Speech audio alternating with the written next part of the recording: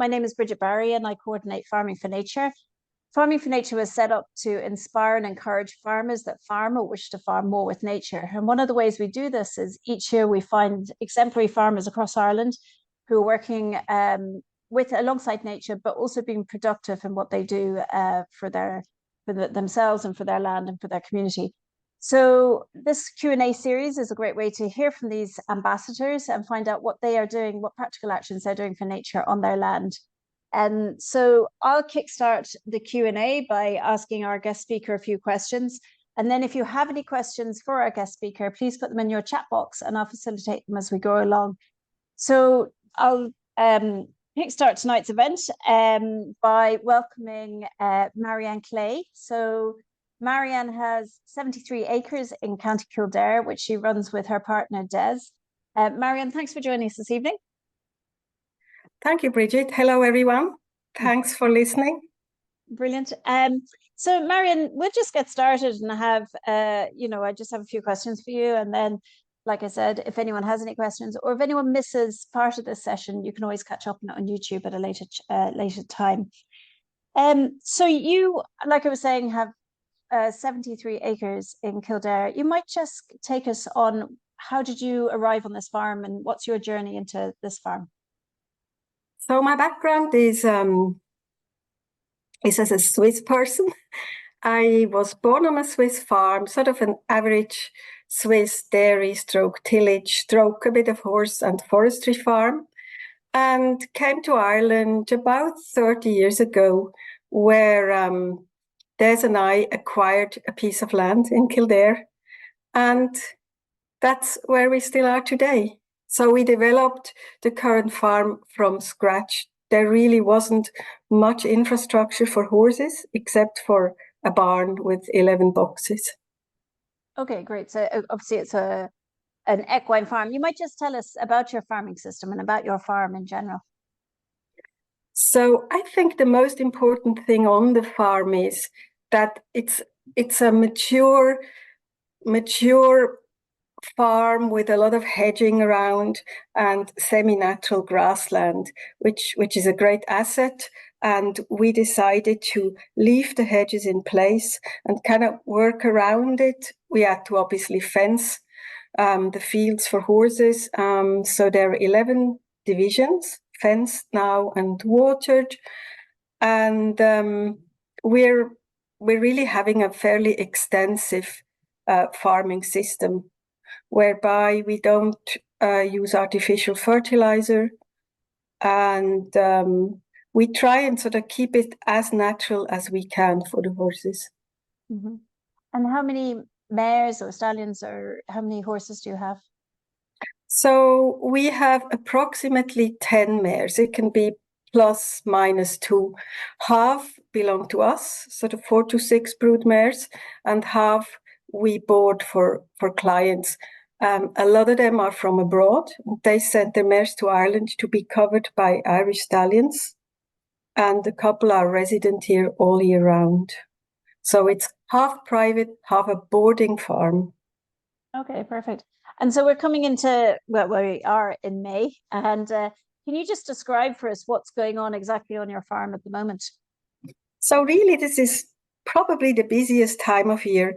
Foaling starts in January and ends in about the end of May. Now, I need to say that we're breeding race horses for the flat racing, and they're kind of born a bit earlier than their jumping equivalent. The jumping horses would still be born in June, but ours are kind of the latest ones would be born now. So this time of year, we have young foals on the farm. We have a little bit older ones from January. And of course, we have the mares already back in foal, hopefully. And some mares would still be covered in April now. But and May, just say till sort of the 15th of May. We don't really like to cover them much later. So we're coming to the end of our foaling season. So would they have foaled indoors or outdoors, or because obviously the weather has been a bit tricky the last few months. How's that influenced the way you farmed this year? Yeah, in the Northern Hemisphere, generally they are foaled inside, and they're fairly, well supervised. So they would have foaling cameras on them, and I also have a foaling alarm that I stitch into the vulva. And once the waters break, the vulva gets separated. That rings my phone, so that's a sort of a double security. In the Southern Hemisphere, they all fall outside. And I actually had one falling outside yesterday morning, so she did it the natural way. Okay. And then what's your farm look like now that we're in May? I mean, things are starting to bloom, or things a bit later, or what's. Things are a lot later. I mean, because it was so wet, the fields that I used all winter, and I'm trying to have them outside most of the time, were really poached really badly, much worse than other years. And of course, the grass growth is very slow. We just about tried to harrow and roll the fields that we used in wintertime. And I've changed them now into fresh fields, but there really is very little grass. Whereas normally I would already bring in cattle probably at this time of year to graze with the mares. There is no way I can even think of putting cattle on because it's still very wet. And it is mine is a wet farm, I need to say that. And also I rent 20 more acres during the winter for winter grazing. That's maybe an important point. So that I reduce poaching on our farm. And unlike a lot of our farmers, who produce either food or feed, you're actually producing like a high performance animal, which, so I presume nutrition is really important. How's the way you farm connected to what you feed your animals and the nutrition of the animals?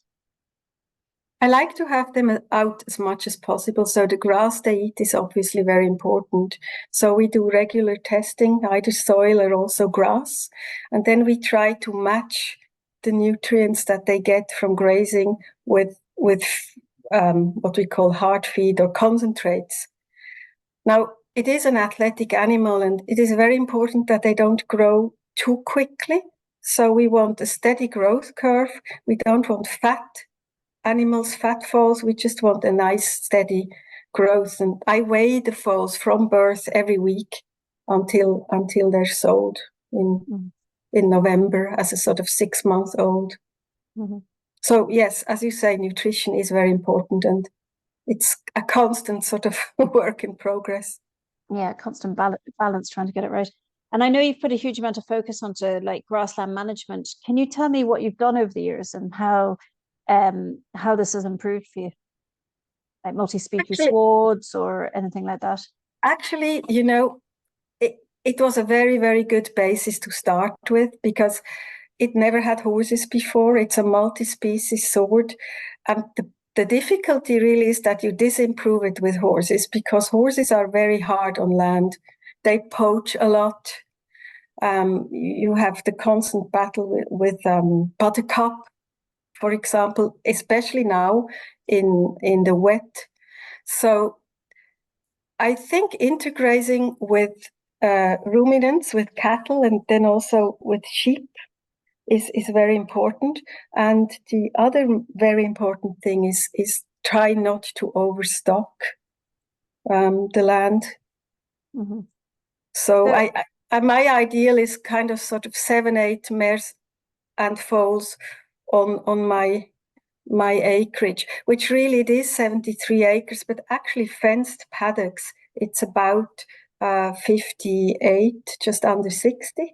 Mm-hmm. And all the other is either infrastructure and then also just space for nature, hedges, laneways, scrub, for a little bit of a tiny little woodland, that kind of thing. And do you practice anything like mob grazing or holistic plan grazing or anything like that, or is that not as relevant in the equine world? Yeah, no, not really.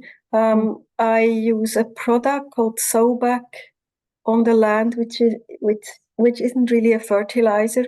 It's more a soil amelioration.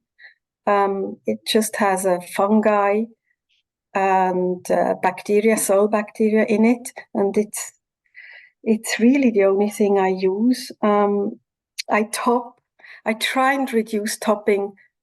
Generally stud farms want on the really beautiful appearance. It's a lot about aesthetics on stud farms worldwide, and they top a lot. They always have this lovely, 10 centimeter high sword. But yeah, mine looks probably a bit ragged sometimes, for the real stud farm purists, because obviously I have buttercup growth and that, and I really only try to top once a year in end of summer. Mm-hmm. So when you co-graze, just so I understand, what you sometimes do it with cows, you sometimes do it with sheep.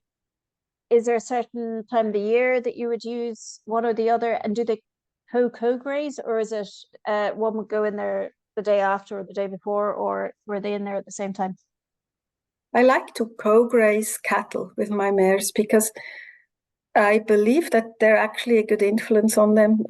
Thoroughbreds can be a bit highly strung occasionally, and I always have sort of 5-6 cattle in each field with 3 or 4 mares, and that is during the summer now. When the growth is at its maximum, May, June, July.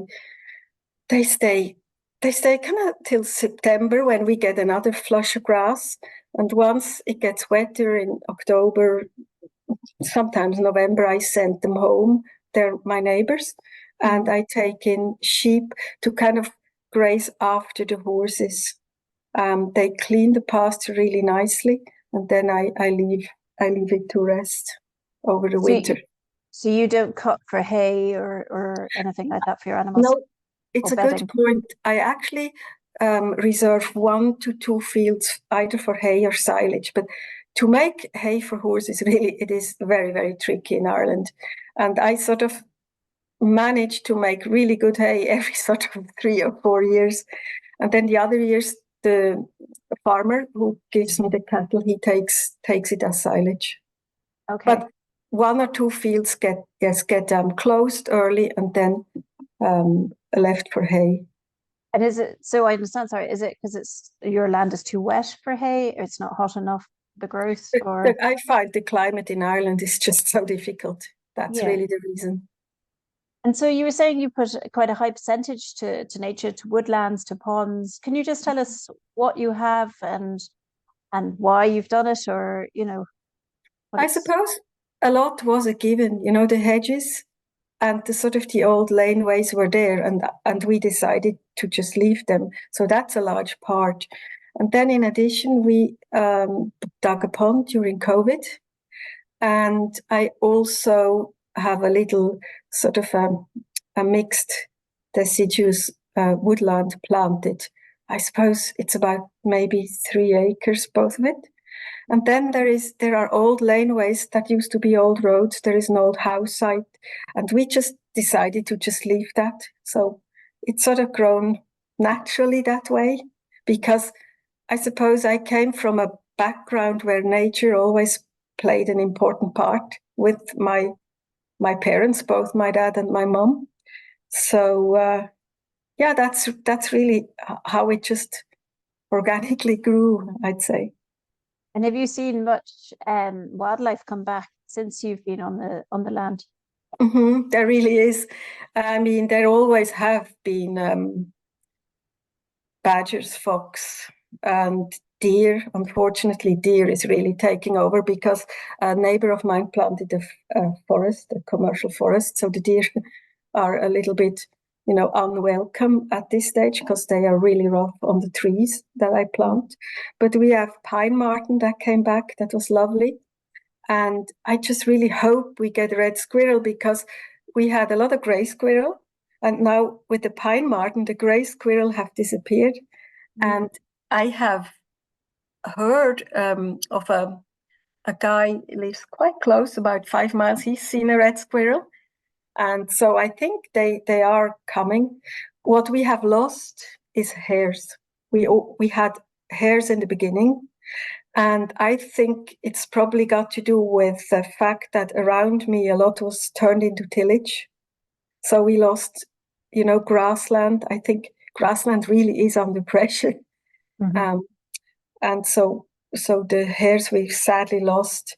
And I tried with Anthony Mooney to sort of create favorable environment for them, but haven't quite managed that. We have a lot of birds. I do a bird survey with Birdwatch Ireland, the Kildare branch, say probably 3-4 times a year. And we have about 28 different species. And we had long-eared owls in the lane 2 years ago. And we have a barn owl nearby, not on my place, but we can see it hunt. Mm-hmm. So yeah, it's really wonderful. And I think it was a farmer near you that had said to me that they had built the barn owl habitat for the last, I think it was 15 years. And then finally this year was the first year that they had seen the barn owl. So, keep up the good work with the hares. Hopefully they will come back. And yeah, I have 2 barn owl boxes. Anthony Mooney and the guys put up 2. But so far there hasn't been anything in it. To be continued. Yeah. And just because you mentioned your neighbours, what do they think of your slightly wild your farm's wild appearance? Sorry, I don't know. They don't really comment. I think the cattle farmer is very happy. He says his cattle are doing great on our land, so that's good. Right. The stud farmers, that's really where I need to work, because that's sort of my remit, I suppose, as being the only stud farm in your network so far. That's where I would like to maybe have a little impact on younger people. I think it's not easy, obviously, because stud farming has such a different aesthetic. That's really where we need to change.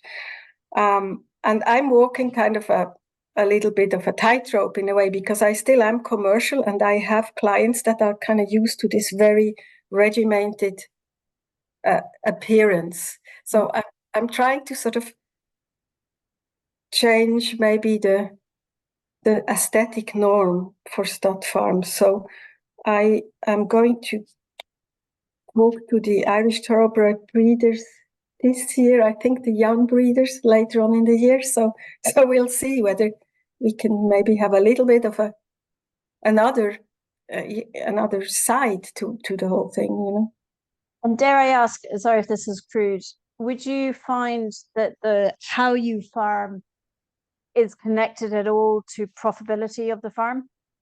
If we were to bring it down to basics, financial basics. Yes, I mean, I'm saving some money for sure, on synthetic fertilizer, which is hugely expensive, but also on the constant mowing and trimming and cutting and that kind of thing, labor plus fuel costs. And I really think that the fact that the hedges are mature and big helps me to have the horses out more. So I need less bedding and so on and so forth, less straw, which has been incredibly expensive and difficult to get this year. Mm-hmm.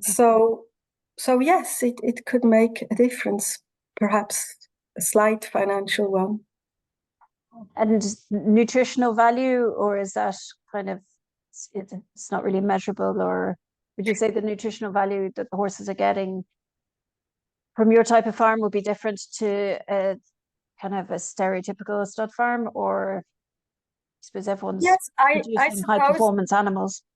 I suppose I mean, touch wood, I haven't had problems with developmental orthopedic disease, which can be a problem in racehorses, because I suppose my pasture is a little bit poorer in terms of protein, and than maybe those ryegrass pastures. Mm-hmm. But I think it's beneficial, actually, not a negative. And do you supplement your horses much? Yeah, yes, absolutely. They constantly have licks anyway during summer, and the mares and foals come in every day for an hour or two, where I tie up the mares and they eat a bit of hay, and I feed the foal a mineral balancer from a very young age. From say 3 months, they start eating just a handful of food. So I do supplement just minerals, vitamins all the time. And then just one more question on, like, do you have any problem with noxious weeds, or is there kind of a good balance on your farm that you don't have to manage them, or? No, I think it's a constant battle. Brambles, brambles, for example, because we have stud fencing, the wooden fencing, and we really don't like the brambles, the whitethorn, to come through into the field, because I've had actually situations where I had potentially fatal infections when a thorn prods a joint or a tendon sheath or so. That can be potentially fatal. So we try all the time to keep them back out of the field. So that's a constant work. I don't have ragworth, which is the other thing that obviously horse farmers don't like, because dried ragworth can cause liver compromise. But we don't really have ragworth on the farm, and if I have one too, we just hand pull it. Thistles, I'm kind of trying to get more tolerant of thistles. So when in the beginning I used to take out everything by hand I just leave some now. I try to educate myself to leave nettles, patches of nettles and so on, which isn't easy, I have to say. Being, having the tidiness thing really sort of, I think it's maybe congenital in a Swiss person. Sure. So it's a work in progress. Sure. You're on a 30-year journey in Ireland. What was I going to say? On the other side of that, I've heard of, say, cattle farmers. What plants have you been surprised your animals have eaten from, say, your swards and stuff? I know cattle farmers speak about ivy, for instance, as a natural antibiotic and stuff. Have you seen them eat kind of plants that you thought, oh God, they wouldn't have got that if they're, on a monoculture ryegrass? I don't know. I mean, what I notice is that they're constantly eating, at the hedge side. When I think I have lovely grass in the middle, but they're constantly sort of around the hedges. They love plantain, for example. I try not to let them eat ivy, but I don't know. They just really, I think, like the mixture of herbs. They really thrive on it. I mean, my biggest problem, I think, is creeping buttercup, and especially now because it just has gone wild in the rain this year. It's obviously loved that winter with the constant rain for months and months. Yeah. Yeah, you can see it down here in Cork as well. Actually, it's this. I noticed it today. It's kind of bigger than it has been in a long time. If anyone has any questions for Mariann, please put them in your chat box, which is on the banner along the bottom, and then I can ask Mariann the questions. So Mariann, I just have a last few questions for you. What other actions or specific actions have you taken for nature? Or, I mean, you mentioned your pond, your barn owl boxes. Is there anything else that you've done on your land that you want to mention, or a memory that strikes you from putting an action in that you notice something can come back?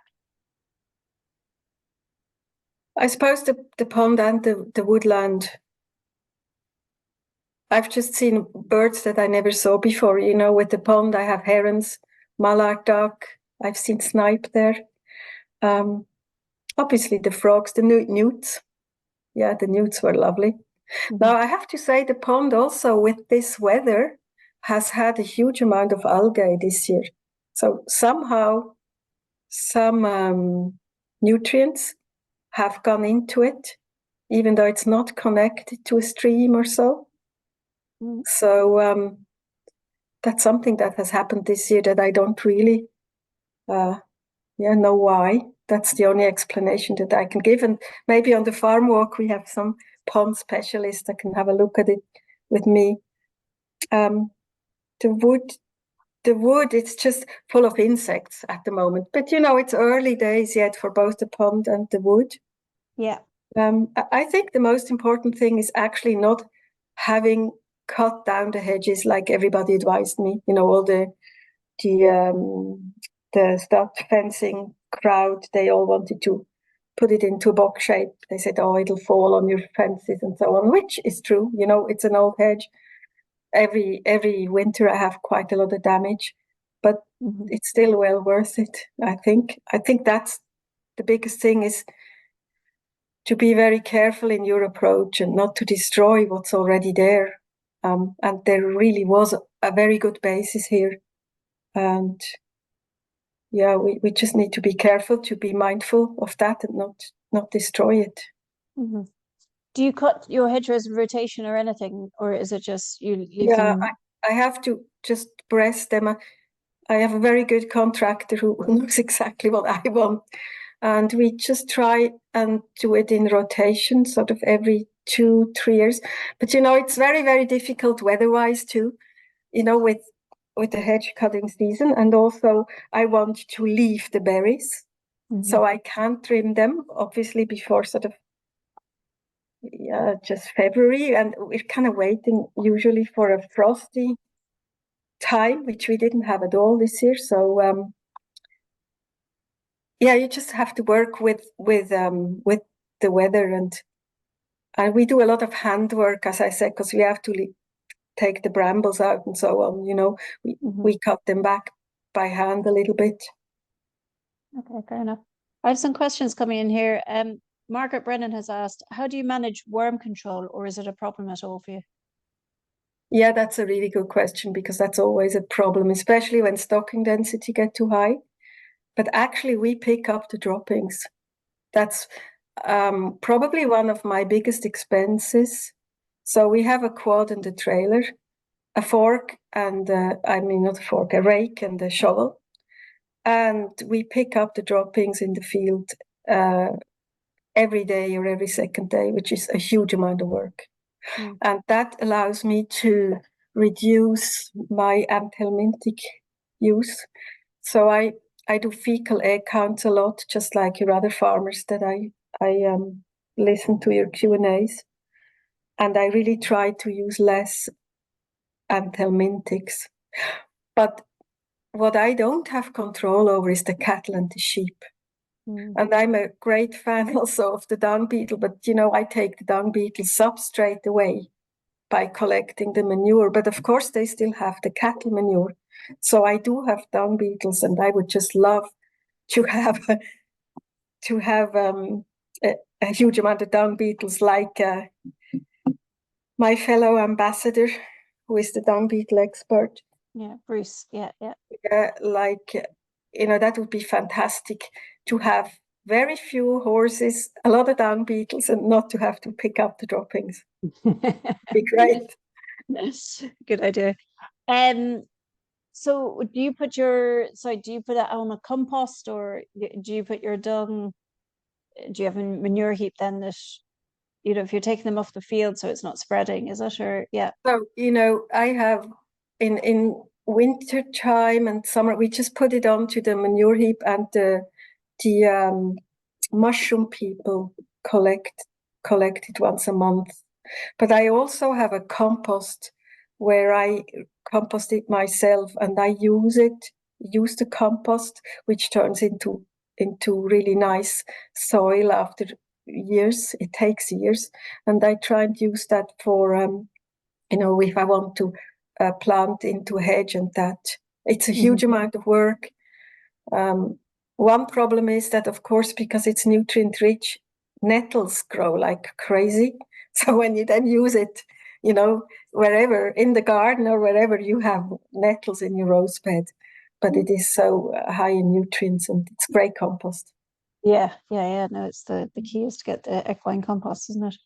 Heather Jem has asked, would love to hear more about the pond. Did you construct it with a digger? How has it affected the land around it, positively or negatively? Yes, we got a digger man in, and it actually was in 2019, and it was just before there was real knowledge spread about pond creation, and I couldn't really find much except a website, an English website. I remember 2019, and I learned a little bit from that how to do it. So we got the digger man in, and I gave it kind of a lot of thought where I wanted it. So it was near a stream, but we didn't connect it to the stream because I was worried that upstream would be the tillage farm that would spray regularly, and that could get into the stream. So we didn't connect it. We dug it deep in the center and then shallow at the bottom, and sort of a kidney shape. And we were surprised that it was actually not as wet as we thought. I thought this was a wet field, but then there was a lot of gravel. And we hit a spring, and the spring filled it up. But I think we also damaged an old ancient drain. And I think that's where perhaps that problem now with the nutrient could be coming from. So it filled really quickly that time. I was surprised. And it maintains itself, except one summer. When was it? Not last year, the year before, I think, was a nice. It dried out and had to just refill again in the wintertime. So yeah, even when ponds dry out, they're a habitat in themselves, aren't they? You know, yeah, and it's in a place. It's full of meadowsweet. It was prior, and it still is. You know, a lot of meadowsweet around.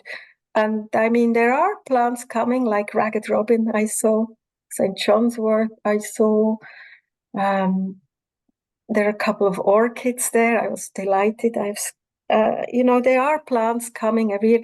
Now I tried to not to do anything like plant anything. The only thing I did, I was given some lilies, and I planted those, but I didn't plant anything. Mm-hmm. I have a lot of buttercup there too, and a lot of thistles, and I'm working very hard on just leaving them. One year I put ponies in there when I just couldn't bear it anymore. I put 2 ponies that I had in the wintertime. Mm-hmm. And I got kind of nicer plant diversity the next spring then. But this year I didn't have anything, so it's quite overgrown. Emma Thorenhausen has asked, how do you return nutrients to the pasture if you're collecting the droppings? Are the cattle and sheep droppings enough for that? Yeah, the sowback has some effect, I think, but it really is a good question. And sometimes I feel I should put some slurry or something on it. This year now, it looks a bit hungry. Normally, I always have too much grass, and I have a lovely grass cover. But this year now, in particular, it doesn't look great. And I probably should have tried to get some, but again, when do you get it? When it's always wet. I mean, we just really only managed to get harrowed and rolled, and it was raining again. So it's tricky. Now the cattle do a great job, and I try to harrow the cattle droppings, or and then rest the pasture. So the pasture is grazed with horses, and the cattle then rested and then grazed again about 6 weeks later. Mm-hmm. Excellent. So just a couple of more from me, and if anyone has any last questions, please pop them in the chat box for Mariann. So Mariann, where would you start advising another equine farmer if they want to start reviewing how they farm alongside nature? Where would you start advising them where to start? Absolutely, with the hedges. Main things to consider. Yeah. I think with the hedges, in Ireland, we're lucky enough to have hedges, but most people cut them too low. And even if they do want to cut them, I mean, really to let them grow up and cut on rotation. I think hedges are really a great asset for horses. And all stock. Mm-hmm. Riparian margins, obviously, and the grassland. I mean, I was lucky to just have that semi-natural grass, but a friend of mine, she had a ryegrass farm, and she did a lot of green hay transfer. And I don't know how she is now after 2 years. I must actually check in, but I think she saw quite a big difference quite quickly. Mm-hmm. And I really love diverse herbage for horses. Yeah. They thrive very well. And I mean, we've bred a lot of winners, even though we didn't have huge amount of money to buy, expensive pedigrees and that. I think we have bred quite a lot of winners. Our winners to runners ratio is quite good. Must have something to do with the land, I think. You take them, it's just who you're selling them to. You only take them to about 6 months, is it? When do you sell your? Yeah, and some you can't always sell all. Some stay here until the yearling stage, so until the bottom of their yearling year. Okay, interesting. Heather Jem has asked, you mentioned back in 2019 there wasn't much information about pond construction. In your decades in Ireland, what else do you think has changed about farming for nature here in Ireland? And in the future, what would you like to see more? What would you like to see change in the future?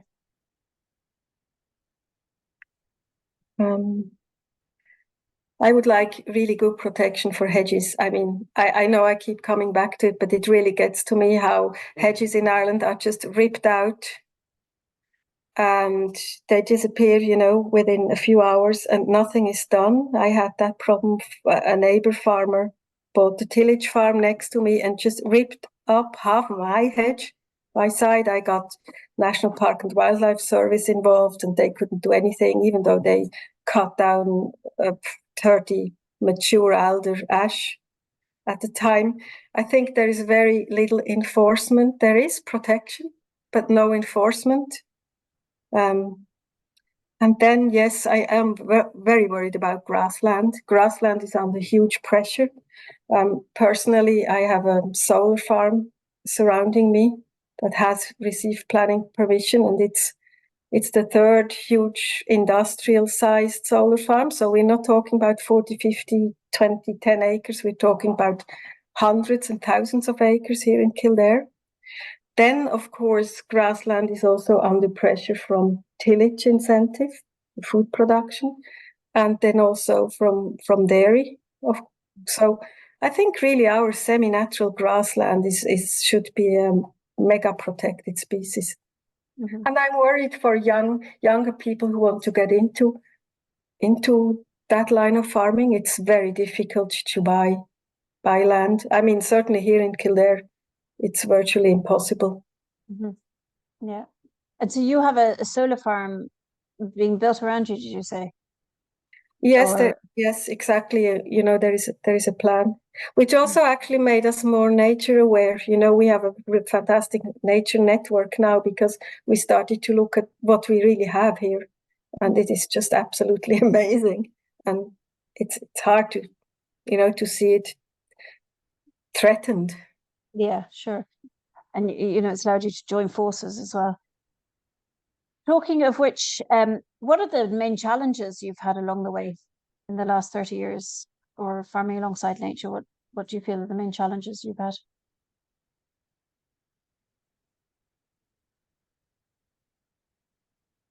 I mean, the real main challenge now is this solar farm. This is threatening our livelihood.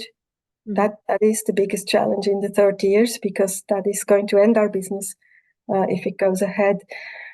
But I found it actually quite easy, to have this extensive farming system that I didn't really have any difficulty. And I think my clients start to even like the wilder parts of my farm. I still have, it's not that I don't cut grass or so, but I try to show them both. So I think they like it. They're still here after 30 years. Yeah. So I think it's gone quite well. And we have enjoyed it. And it's just nice to, for example, now in the next few weeks to see the whitethorn coming to bloom and that kind of thing. Yeah, it's slow this year, but yeah, no, it's on its way. And is there any anywhere in particular that you would suggest that people, or that you went for support and advice that you can share with us? Yeah, I really commend you for your network because I just by coincidence knew someone that knew Kim McCall, and I visited his farm and I really was inspired by him and the way he's farming, and also some of your other members. So I think your network is great. And even, you know, if you can even help out very few people, that's really the way to spread the word. And it's really interesting, actually, because obviously, like you said, you're our only equine farmer, well, solely equine, that, you know, it doesn't really matter because land types are similar, that you can get similar advice and stuff from other farmers, even if they're a different farming system. So I suppose we're going to finish up there unless anyone has any other questions. Mariann, just one last top tip from you. What's your top tip for anyone listening tonight, any equine farmer listening tonight? What's the top tip? Yeah, that's a difficult one. Keep your horses out as much as possible and let those hedges grow. Okay, you snuck another one in there. Yeah. Yeah. Okay. No, that's brilliant. Listen, Mariann, you're the first person I've interviewed who's specifically equine, and it's really interesting to hear the massive connection between how you farm and how they perform better. You know, that kind of ratio of runner to winner breeder is really interesting. Mariann Klay, thanks so much for being my guest tonight. If anyone missed part of this talk, it will be up on our YouTube channel from tomorrow. I'll be sending out the link to anyone that registered anyway, so you can share it with any friends or family or network or people that you think might be interested. Mariann will be having a farm walk soon, actually. Mariann, what date is your farm walk again, if you can just remind the listeners? It's 31st of May. 31st of May. So if you're interested in attending and seeing this beautiful farm, look up our farm walks on the Farming for Nature website, and you can register there, and it's a tenner to attend. And it'd be lovely because there's only a few spaces left, so do get in there quickly. Mariann, if anyone wants to contact you directly, are you on social media or anything? Or yeah, I have a Twitter thing, but I don't really use it much. But yeah. Well, anyway, people, if people have further questions or anything, they can send them on to me, and I can forward them on to Mariann. Mariann, thanks so much for speaking tonight. If you want to join us for our next Q&A, it's with Lisa Gifford, who is a Leitrim farmer, and she's a goat farmer up in Leitrim who makes cheese and ice cream. So that will be the second Tuesday in June, which is the 11th of June at 8 p.m. So I'll be sending out the link to that as well to anyone that registered tonight. Meanwhile, do follow us on Twitter, on Facebook, on Instagram, all the usuals, and sign up to our newsletter so you can find out what's happening. Otherwise, hopefully see you both and see you again soon, Mariann. Thanks to everyone for joining us. Thanks. Take care. Thanks, Brigid. Thanks, Mariann. Brigid. Thanks.